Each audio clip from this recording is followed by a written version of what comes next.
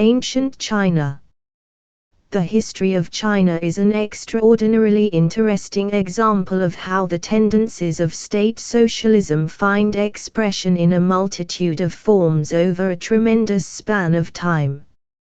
Below we shall cite some data bearing on the period between the 13th and the 3rd centuries BC.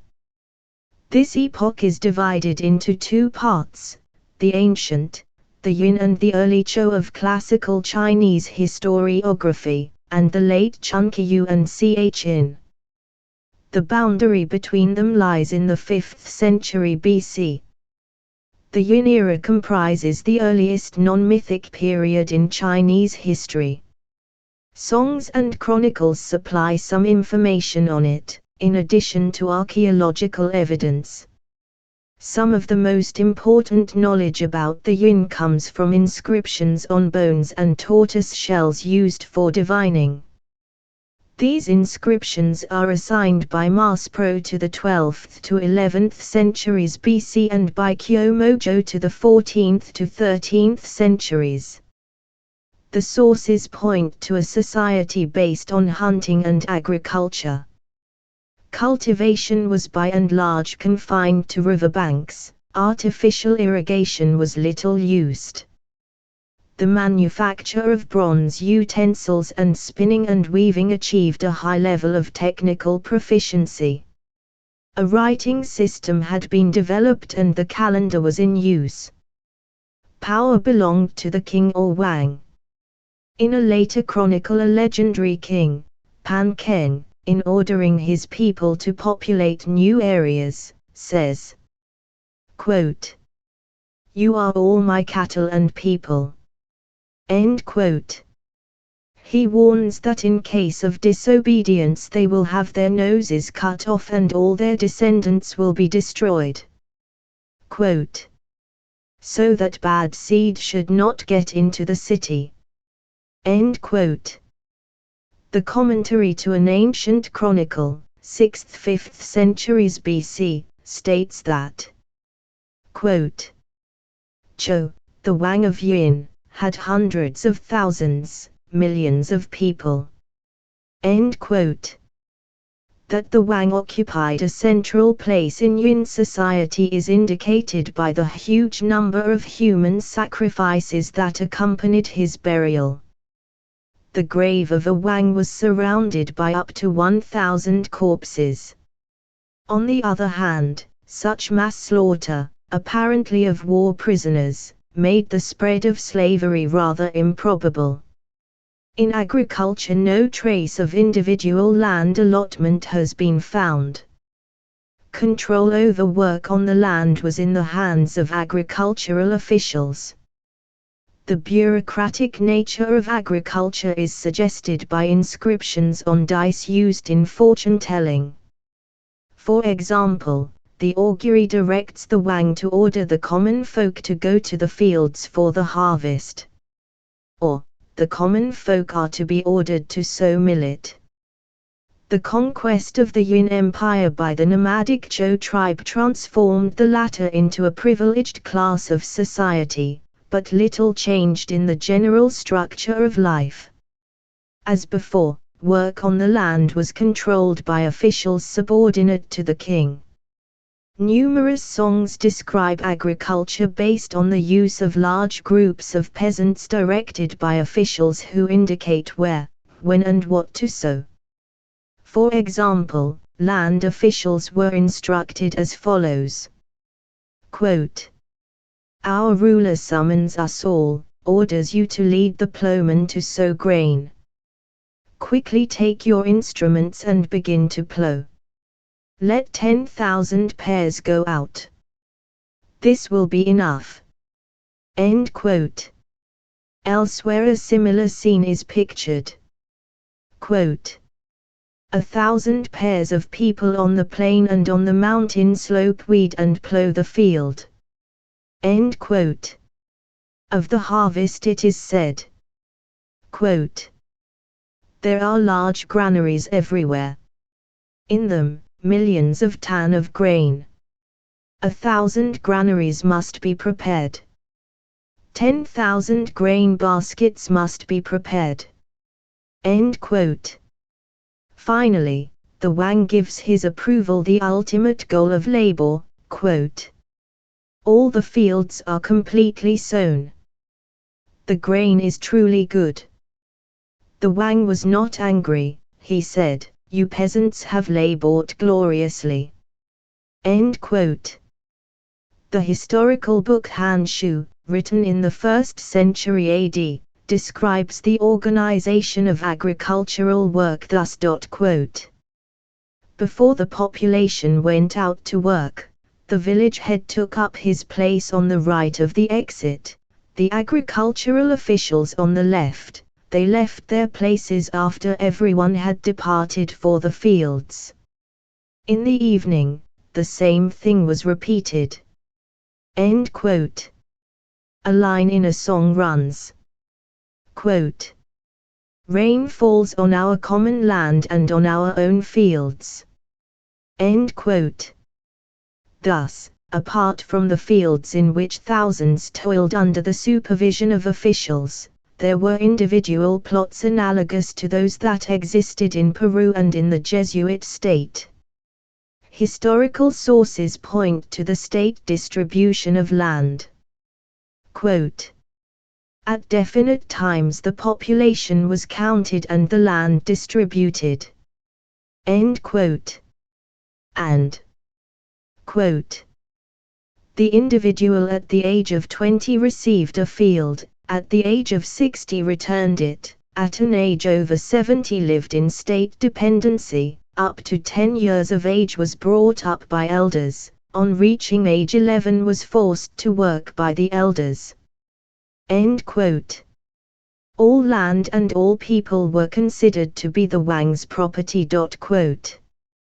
Under the heavens, there is no land that does not belong to the Wang. In the whole world from one end to the other there are no people who are not the Wang's underlings. End quote. Land and folk were granted by the Wang to the aristocracy for temporary use, without the right of sale or transfer even by inheritance. Many cases are recorded of land being confiscated and even of aristocrats being reduced to the rank of the common people. Officials, scholars and artisans got their sustenance from specific plots of land tilled by the peasants who lived on them. Besides their immediate obligations, peasants had a number of other duties. In case of war, they were to put on armor and take pole axes in hand. They were obliged to work on construction projects. In one song, it is said, quote, tillers, this year the harvest is already in. It is time to build a palace. By day make ready reeds. In the evening weave rope. Hurry and finish the building. End quote. The crafts were partly the peasant's obligation as well. In the Han Shu it is said, quote, in winter, when the population returned to the village, the women gathered together in the evenings and were engaged in spinning. In 1 month they fulfilled the norm set for 4 to 5 days. End quote. There were, however, professional artisans also. They belonged to a special organization in which the artisans of similar specialties formed closed corporations directed by overseers. Artisans and overseers, as well as merchants, received allowances from the state. All the essential aspects of life were under the control of the king's administration. There were 3 basic areas of supervision: agriculture, war and public works. The heads of these 3 departments were called the 3 elders and were regarded as the highest-ranking officials of the empire. All agricultural production was subordinated to the Department of Agriculture or Plenty. Its officials scheduled the rotation of crops, the time of sowing and of harvesting. They assigned the duties to groups or to individual peasants and supervised the private exchange of agricultural products at the markets. The life of the peasant was also under their control: marriage, village holidays and litigation. The primary task of the military department was the suppression of uprisings. Also among its functions were recruiting and training and all questions of the conduct of and preparation for war, the arsenal, food stores, horses. This department also organized the huge hunting expeditions that took place 4 times each year. The Department of Public Works had authority over the land, while the people who worked the land were managed by the Department of Plenty.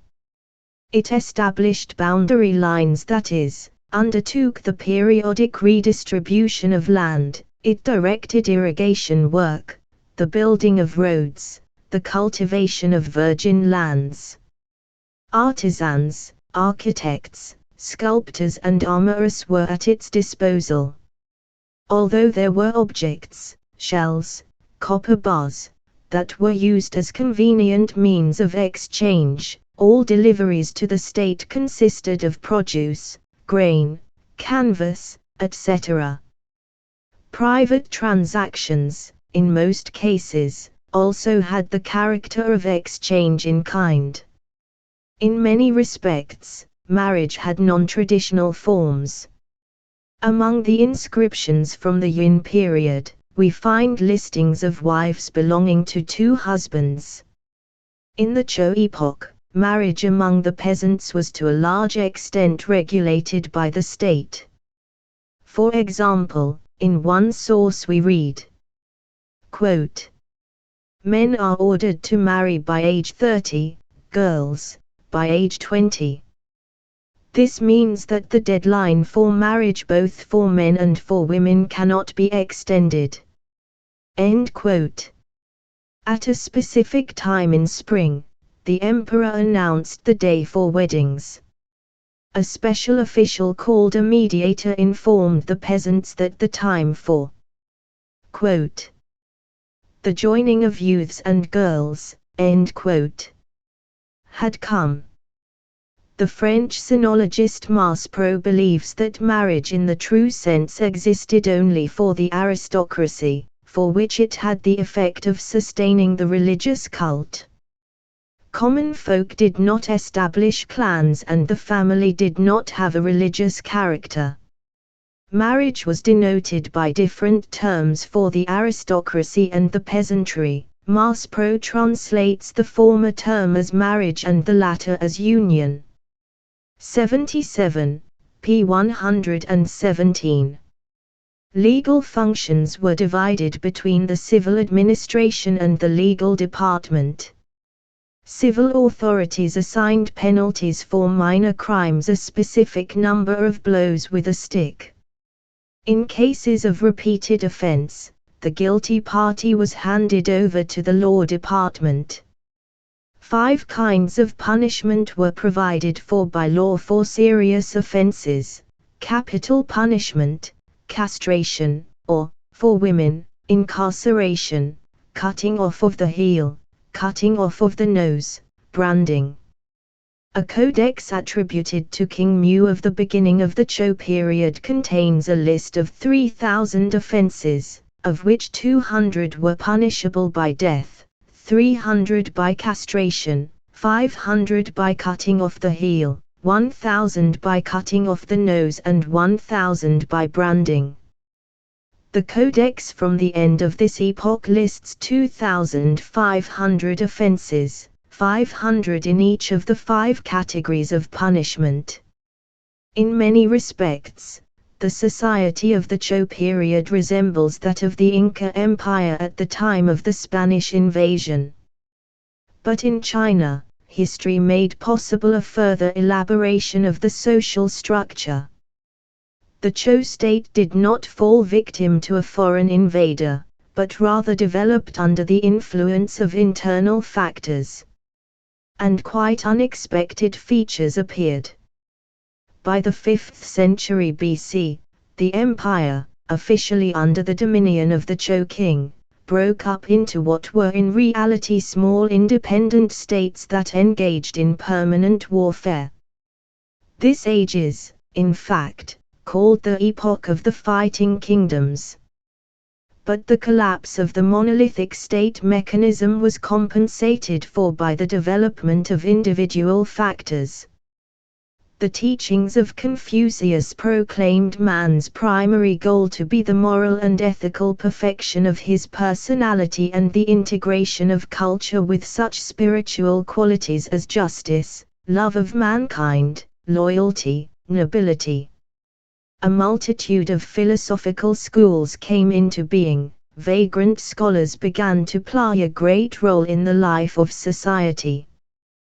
This is a period of rapid cultural and economic growth. The language and writing systems of the different kingdoms was codified. The number of cities and towns increased rapidly, and they began to play a greater role in the life of the country. The chronicles tell of cities in which carriages collided in the streets and the crowds were such that clothing put on in the morning got worn out by evening. Large irrigation systems were constructed. A network of canals was built, connecting all the kingdoms of China. Implements made of iron came into wide use. Almost all agricultural instruments, such as hoes, spades, axes, sickles, were made of iron. Throughout China large iron deposits were being worked. There were huge smelting furnaces run by crews of hundreds of slaves. Cities and whole regions specialized in producing different articles: silk, arms, salt. Under the influence of increasing trade links, almost all kingdoms began to mint identical coins. Somewhat later, however, a new tendency appeared: the desire to make use of the higher technical and intellectual level in order to create a strictly centralized society in which the individual, to a far greater degree than before, would be under control of the state. It seems that this is not the only time in history that developments have taken such a turn. For example, H. Frankfurt, 83, believes that the first states in Mesopotamia and Egypt arose in an analogous fashion, i.e., as a result of subjecting the economic and intellectual achievements of the temple economies to the goals of a central government. A unique place in the thought and activity of the China of the Fighting Kingdoms period is occupied by Kung Sun Yong, better known as Shang Yong. He was the ruler of Shang province in the middle of the 4th century BC, and his theoretical views are set forth in the Book of the Ruler of Shang. 84. This work is believed to have been written in part by Shang, in part by his disciples. According to Shang's teaching, two forces determine the life of society. One of them Shang calls the ruler or the state, evidently regarding them as different terms for essentially the same thing. Shang identifies himself with this force. The aim of the whole treatise is to point out the best paths and means for achieving the goals of this force in the most perfect fashion. The goal consists essentially of increasing to the maximum degree possible the ruler's influence and power both inside the country and beyond its borders through expansion. The ideal is full dominion under the heavens. The other force is the people. The author describes the interrelations between the ruler and the people as analogous to those between the artisan and his raw material. The people are likened to ore in the hands of a metal worker or to clay in the hands of a potter. And even more, the aspirations of the two forces are diametrically opposed. They are enemies, the one getting stronger only at the expense of the other. Quote, "Only he who has conquered his own people first can conquer a strong enemy." End quote. As well as, quote, When the people are weak, the state is strong. When the state is weak, the people are strong. Hence the state that follows a true course strives to weaken the people." End quote. The section in Shang's book from which the last quotation is taken is in fact entitled, "How to Weaken the People." In order to transform his people into clay in his hands, the ruler is advised to renounce love of man, of justice and of the people, qualities that the author categorizes collectively as virtue. These qualities should not be assumed among the people either. They must be ruled like a collection of potential criminals with an appeal made only to fear and selfish advantage. Quote, "If the state is governed by virtuous methods, large numbers of criminals are sure to appear." End quote. And, quote, "In a state where the depraved are treated as if they were virtuous, sedition is inevitable. In a state where the virtuous are treated as if they were depraved, order shall reign and the state surely shall be powerful." End quote. As well as, quote, "When the people derive profit from the ways in which they are used, they can be made to do anything the ruler wishes. However, should the ruler turn away from the law and begin to rely upon his love for the people, there will be an outbreak of crime in the land." End quote. The law is at the basis of life. It rules over the people through fear and, to a lesser extent, through the profit motive. Quote, "The law is the basis for the people. A situation is considered just when dignitaries are loyal, when sons are respectful to their parents, when juniors are observant of their seniors, when the distinction between man and woman is established. But all this is achieved not through justice but by means of immutable laws. And then, even a starving man will not strain to reach for food, just as a condemned man will not cling to life. He who is perfectly wise does not value justice, but he values laws. If the laws are absolutely clear and decrees are absolutely obeyed, nothing more is needed." End quote. Of the two key factors, punishment and reward, with the help of which the law governs the people, considerable preference is given to the first. Quote, "In a state striving for dominion under the heavens, there are 9 punishments to 1 reward, and in states doomed to disintegrate, there are 9 rewards to 1 punishment." End quote. It is only punishment that breeds morality. Quote, "Virtue originated with punishment." End quote. Speaking of how to apply punishment, the author sees only the following alternatives: mass punishment applied across the board, or the less frequently used but particularly harsh punishment. He definitely recommends the second course. Quote, "People can be made worthy without mass punishment, if the punishment is severe." End quote. In this he even discerns a mark of the ruler's love for his people. Quote, "Should punishments be severe and rewards few, the ruler loves his people and the people are ready to give up their lives for the ruler. Should rewards be considerable and punishments mild, the ruler does not love his people, and the people will not give up their lives for his sake." End quote. The primary goal of punishment is to sever the ties that bind people together, therefore, a whole system of informers must supplement punishment. Quote, "If the people are ruled as virtuous, they will love those closest to them; if they are ruled as depraved, they will become fond of this system. Unity among people and their mutual support spring from the fact that they are ruled as virtuous, Estrangement among the people and mutual surveillance spring from their being ruled as depraved. End quote. The ruler, quote, should issue a law on mutual surveillance. He should issue a decree that the people ought to correct each other. End quote.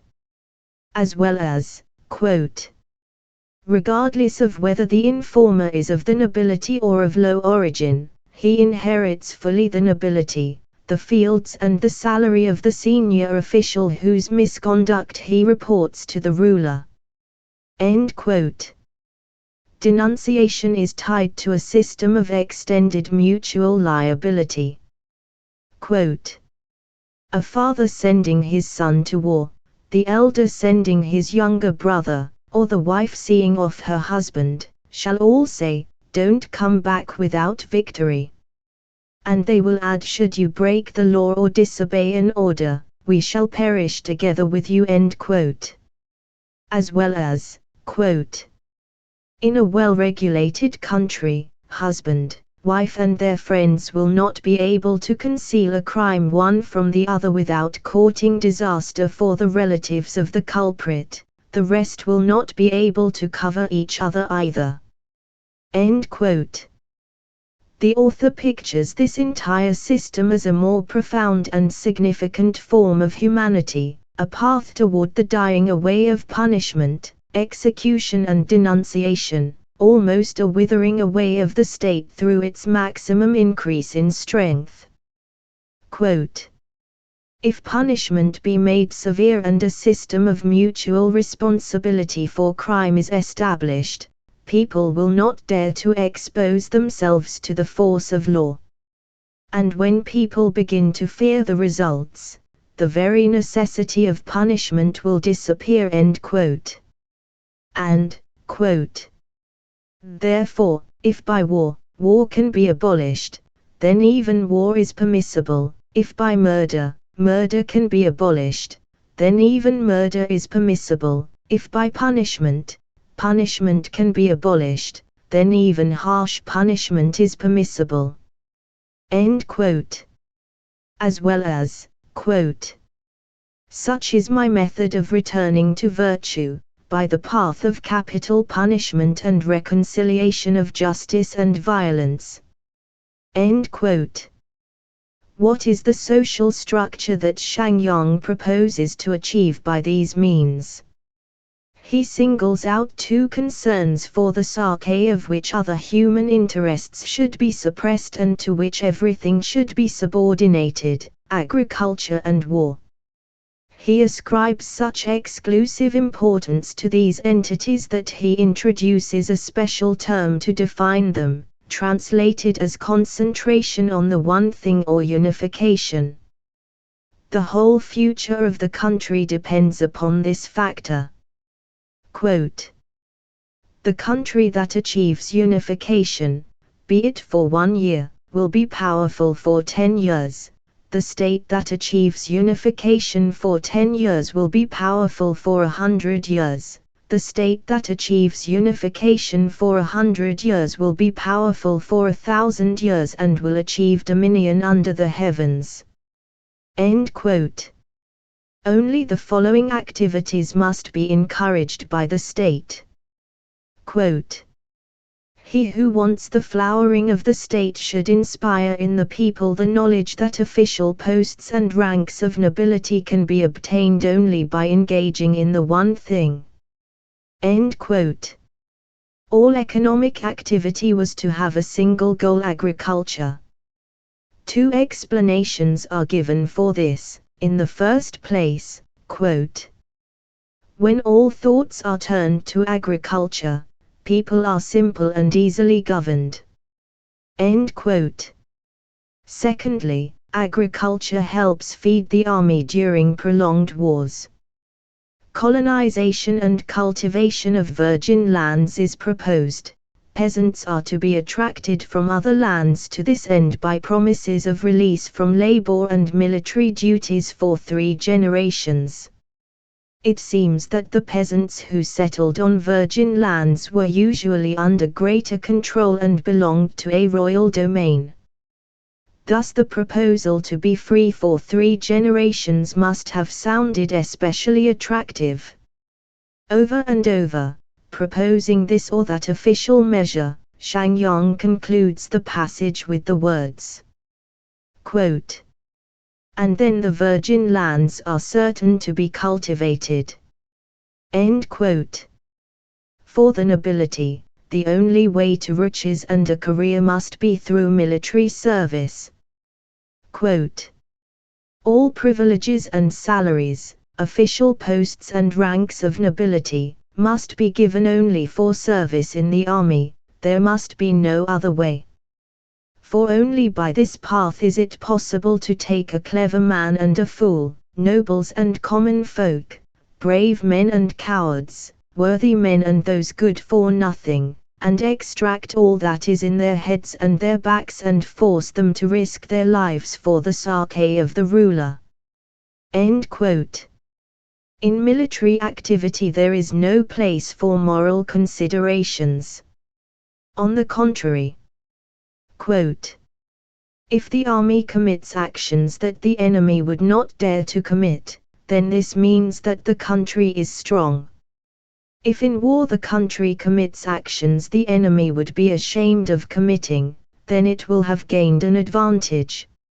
End quote.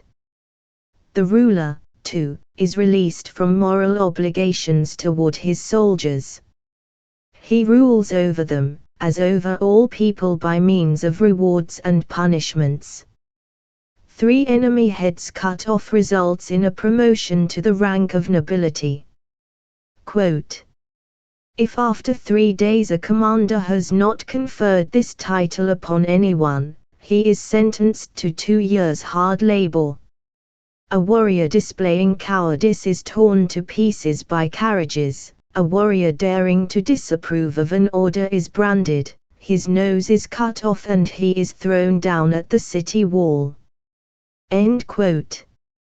As with the general population, the warrior is bound by extended responsibility.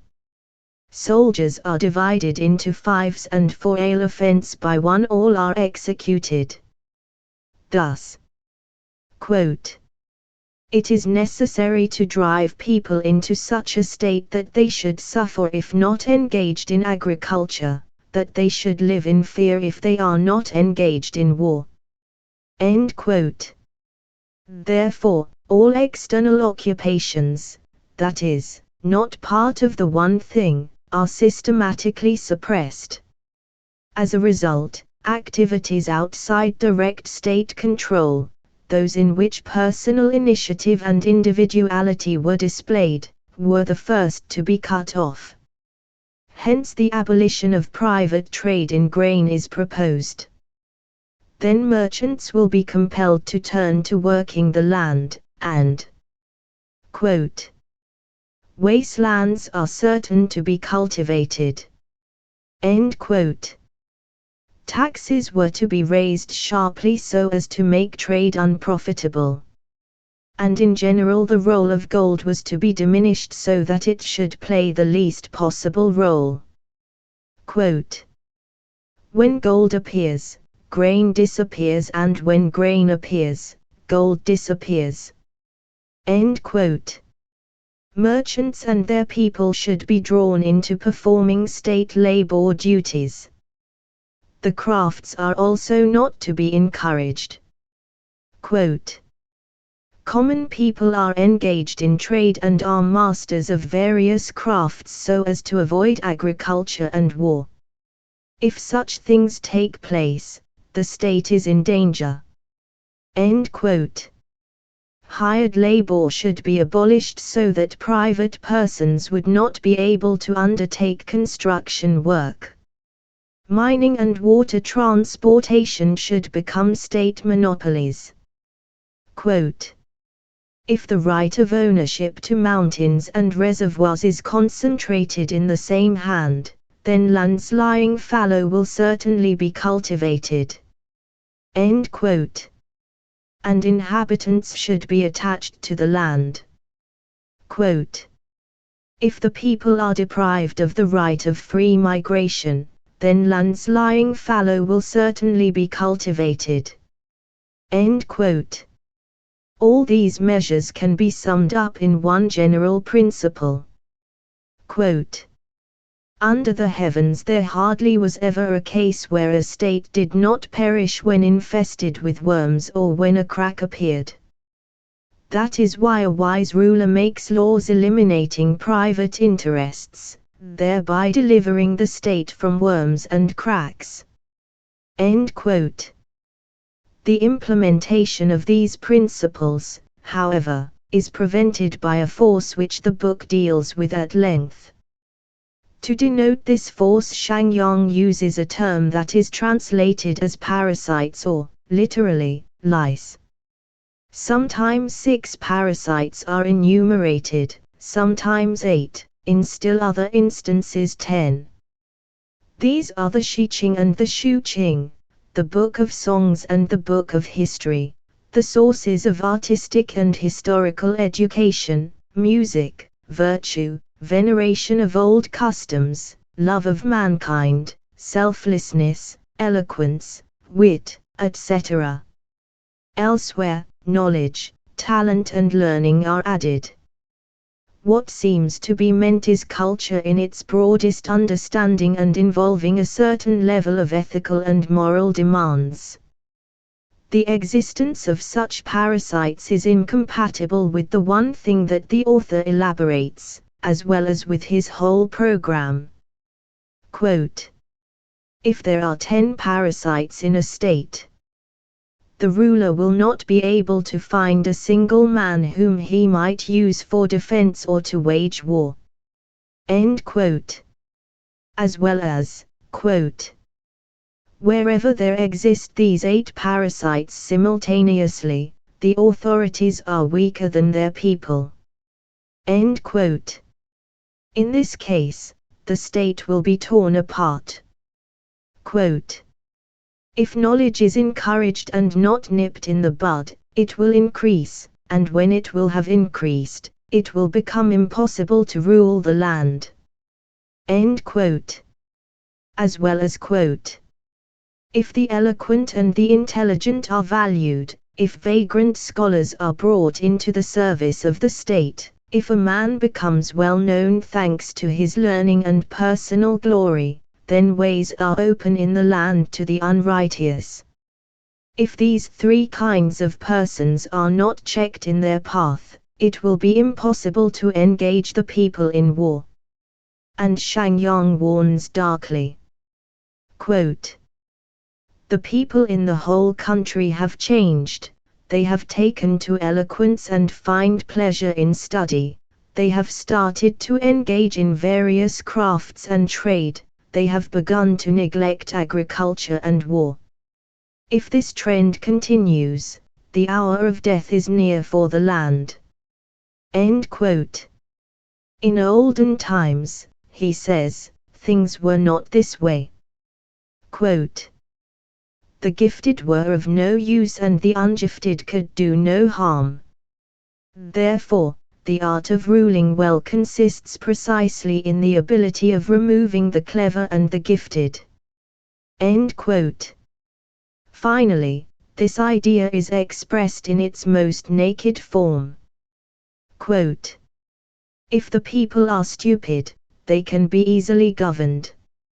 End quote.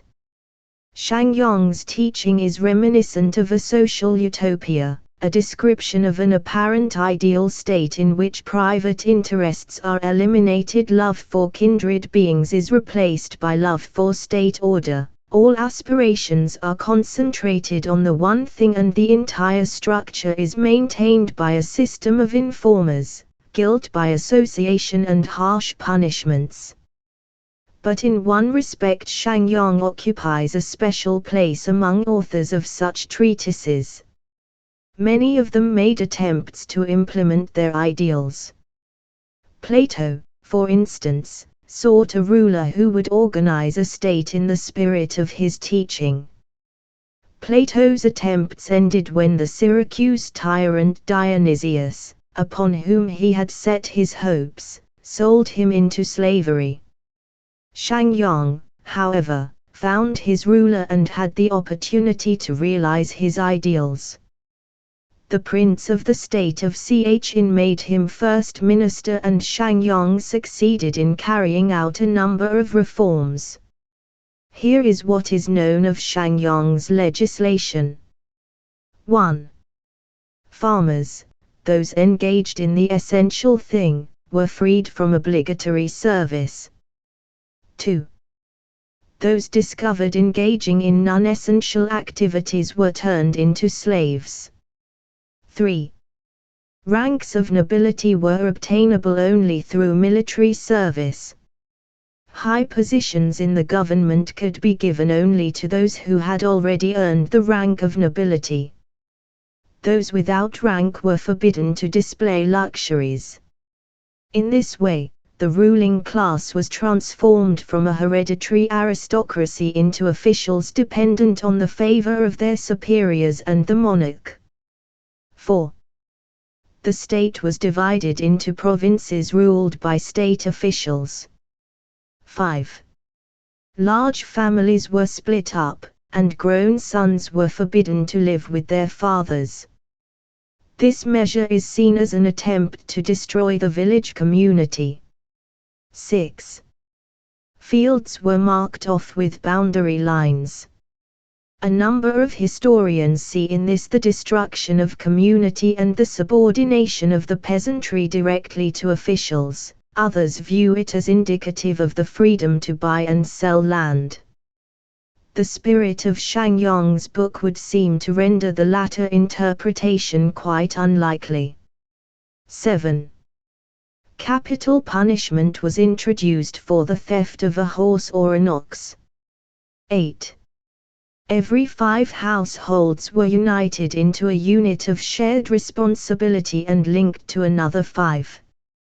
If one member of the group of 10 households committed a crime, the others were to report him, otherwise they were to be cut in half. The informer was to be rewarded in the same manner as one who had killed an enemy. These laws met with great resistance, but Shang managed to cope with the opposition. Individuals expressing their discontent were removed to the frontier regions. Danger struck from quite a different quarter. His patron died, and the heir to the kingdom, who hated Shang, executed him along with his entire family. But Shang's reforms were left in effect and led, as he had asserted, to the achievement of hegemony under the heavens by the Chin kingdom. In the 3rd century BC, China was united in the highly centralized Chin Empire, in which the ideas of Shang were implemented even more consistently and on a greater scale.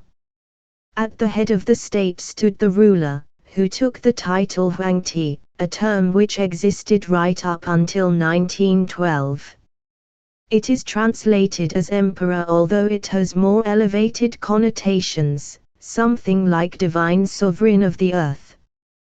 The first emperor proclaimed that he should be called Shi Huangti, his heirs were to be called the second Shi, the third Shi, and so on up to 10,000 generations.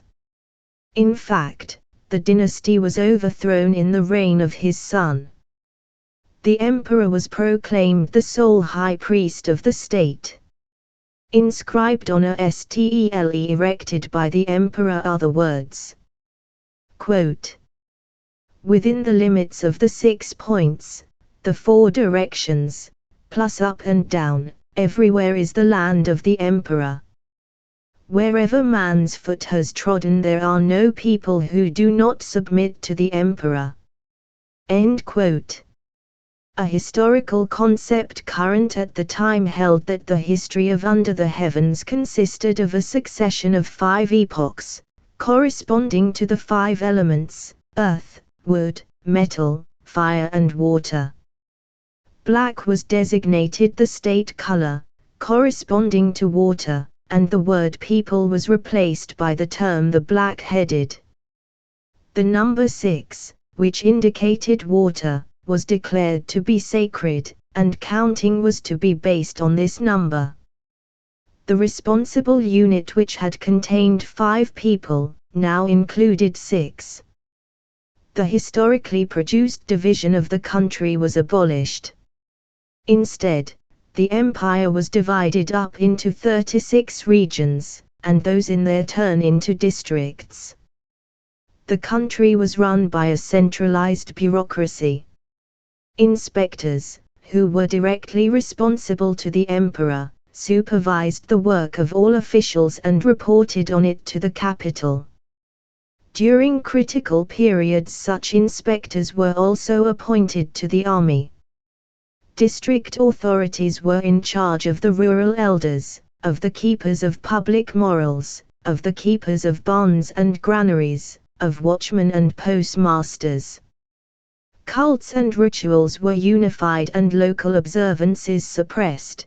Temples directly subordinated to the state were built. Officials of special departments were charged with keeping track of these activities. Other special officials were in charge of military and economic affairs, or of service to the person of the emperor. The overwhelming majority of officials received regular allowances in grain. Only high officials and the emperor's sons utilized the income of certain regions, in which, however, they did not enjoy any political rights. In accordance with Shang Yong's teaching, agriculture was proclaimed to be the essential thing. On the emperor's stele it said, quote, "The emperor's merit consists in his having forced the population to engage in the essential thing. He encouraged agriculture and eradicated the secondary." End quote. The emperor was considered to be the owner of all land. It seems that when the emperor Wang Mang proclaimed all land to belong to the crown, 1st century AD, he was only calling to mind an already established tradition. This arrangement was reflected in obligatory deliveries and a series of military and labor duties the peasants performed. Nevertheless, there exists information concerning the buying and selling of land by private persons. Still, agriculture was apparently based on the commune, which was used as a means of subordinating the peasantry to the state. Commune officials were obliged to see that the peasants went to the fields on time and were not to allow back into the village a peasant who had not fulfilled his norm. One treatise of the day relates that during an illness of one of the Chin kings, communes that sacrificed oxen for his recovery were punished. Evidently, the central authorities did not consider that communes had the right to dispose of livestock in any way. A historical record of later times tells about an inscription someone cut on a stone. Quote, "When Emperor Chin Shi Huang dies, the land will be divided." End quote. The guilty party was not found, but the stone was ground to powder and all inhabitants of the vicinity were executed. 82, p. 180. This incident suggests that in Chin Shi Huang's reign certain measures taken to socialize the land provoked discontent among the populace. An important means by which subordination of agriculture to state control was implemented was the emperor's monopoly on water. A special department oversaw sluices, dikes and irrigation canals. It should be kept in mind that in the Chin epoch, irrigation began to play an extremely important role in agriculture. Another measure that served the purpose of extending the authority of the state was the resettlement of great masses of peasants to newly conquered territories, where they were evidently under more direct control. Little information about private crafts in the Chin Empire has survived. There are references to owners of iron smelting workshops who became extremely rich. On the other hand, there are descriptions of large state arms manufacturing works, whose entire production went to state storehouses. It is known that the state confiscated iron arms from the populace, and it is therefore likely that all production of arms was concentrated in the hands of the state. An imperial stele reads, quote, "All implements and arms were made after one pattern." End quote. The state had a monopoly on the mining of salt and ore. Whole armies of workers labored in state workshops and on state construction sites. It is known that some of them were state slaves. The status of others is unclear. The state carried out construction projects on an unprecedented scale. Immensely long roads, the so-called imperial highways, were built, crisscrossing the country from one end to the other. The width of these roads reached 50 paces, and there was a raised section in the middle some 7 meters wide. This latter was intended for use by the emperor and his court. The fortifications erected earlier by the various states were demolished and the celebrated Great Wall of China constructed to defend the northern frontier. The region of the wall was connected with the capital by a road that went directly from north to south without attempting to bypass the natural obstacles.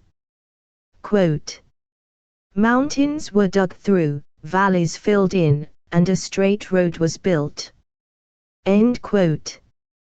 Tremendous resources were expended on the building of palaces. In the vicinity of the capital, 270 were erected, and on constructing the emperor's mausoleum. These activities of the state, as well as the wars that were being constantly waged on the southern and northern frontiers, required the employment of colossal masses of people. The state resorted to a policy of resettlement on a wide scale. Unreliable segments of the population were moved to the former Xin kingdom and more reliable groups sent to the newly conquered regions. The resettlement of 120,000 families is recorded in one place, 50,000 in another case, 30,000 elsewhere. The entire population, except officialdom, was subject to innumerable military and labor duties. Military service included an obligatory month of training for all men at age 23, 1 year of service in the regular army, and border patrol apart from mobilization. The number of men employed in military service was immense. Armies of 500,000 and 300,000 are mentioned. Even more people were involved in labor duties. In the building of a single palace, 700,000 were employed. The basic labor obligations included the building of canals, palaces, the Great Wall, etc., the transportation of goods for the state, mainly military supplies, transportation work on canals and rivers. Military and labor duties were not always distinguished one from the other. In the south, the army built canals for transport of supplies. In the north, a 300,000-man army, alongside mobilized inhabitants and state slaves, were engaged in the building of the Great Wall. One source gives the following picture. Quote, "Men who had come of age were being driven to work.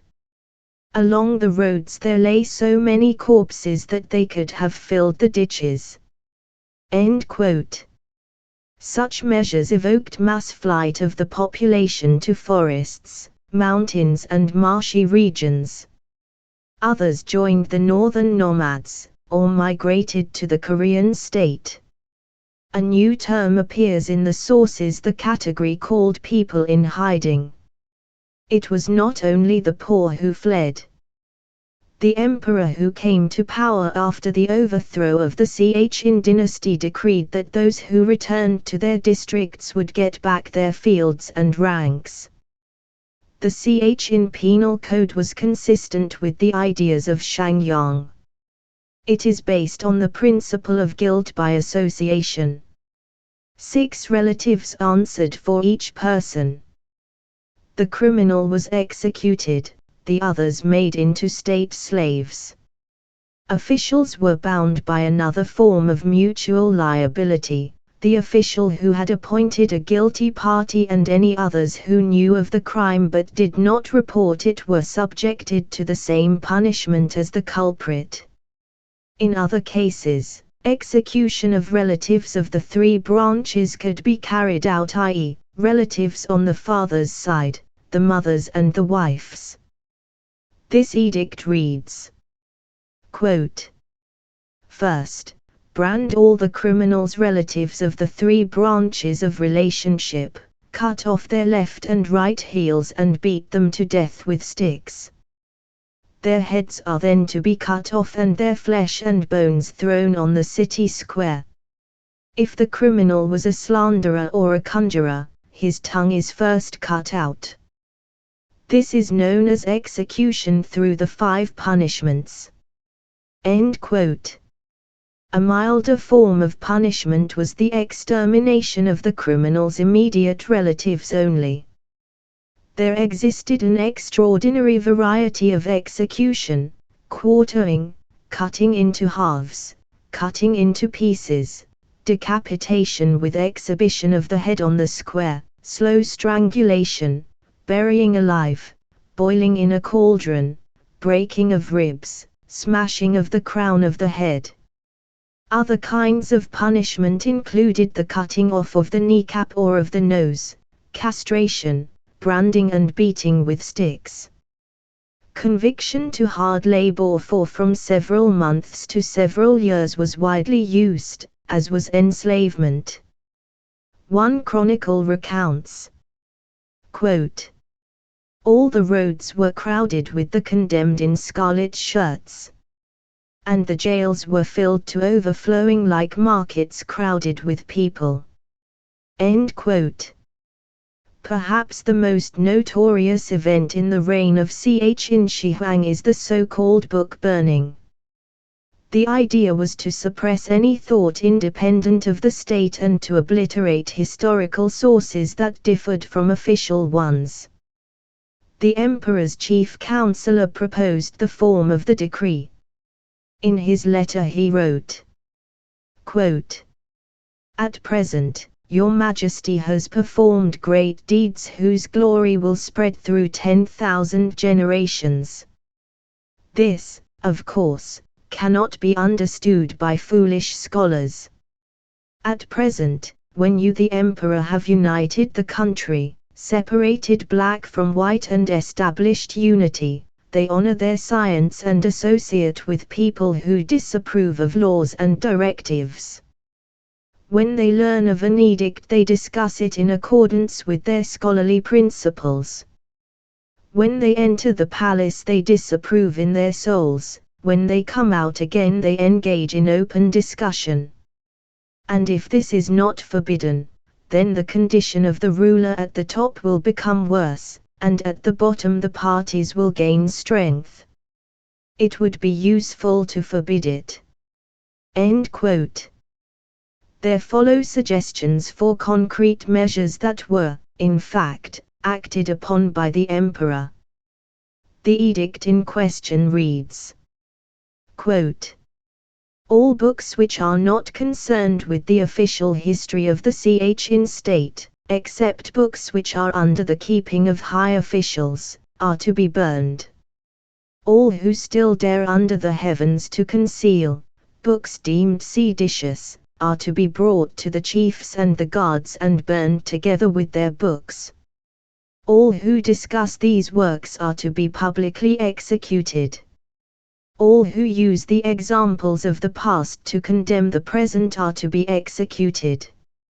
Officials seeing or knowing anything about the hiding of books who do not take measures are to be treated like those who conceal books. Those who do not turn in books within 30 days after the proclamation of this edict are to be branded as criminals and exiled to the building of the wall. Books on medicine, divination and plant growing are not subject to destruction." End quote. The point of these measures was to deprive the population of the means of independent study. Private persons had no right to possess any books except those devoted to very narrow utilitarian problems. Many books were preserved in state depositories to which only special officials had access. But historical works on kingdoms other than the Chin Empire were completely destroyed. Books were not the only victims of persecution. At the order of the emperor, 460 Confucian scholars were buried alive, and a far greater number were exiled to frontier regions. Subsequently, when Confucianism became the official ideology of the Chinese Empire, Chin Shi Huang's persecutions came to be seen as an epitome of barbarism. But hostility toward Confucian teachings on the part of rulers manifested itself in the later periods as well. It is said of the founder of a dynasty that succeeded the Chin that he, quote, does not like Confucian scholars. When a man in the headdress of a guest or a Confucian enters, he quickly tears the headdress off and urinates into it on the spot. End quote. In our day, the Communist Party of China has called the people to a struggle against the, quote, followers of Confucius and Lin Piao. End quote. And back in 1958, at the second plenary meeting of the Central Committee of the Chinese Communist Party, 8th Congress, Mao Tse-tung said of Emperor Chin Shi Huang. He issued an order that read, quote, the kin of him who for the sake of antiquity rejects the present will be eradicated to the third generation. End quote. If you adhere to antiquity and do not recognize the new, all your family will be slaughtered. Chin Shi Huang buried only 460 Confucians alive. However, he has a long way to go to catch up with us. During the purge, we did away with several tens of thousands of people. We acted like 10 Chin Shi Huangs. I assert that we are better than Chin Shi Huang. He buried alive 460 people, and we, 46,000 times more. Indeed, to kill, then to dig a grave and bury someone, this also means to bury alive. We are abused and called Chin Shi Huangs and usurpers. We accept this and consider that we have still done little in this respect. Much more can be done.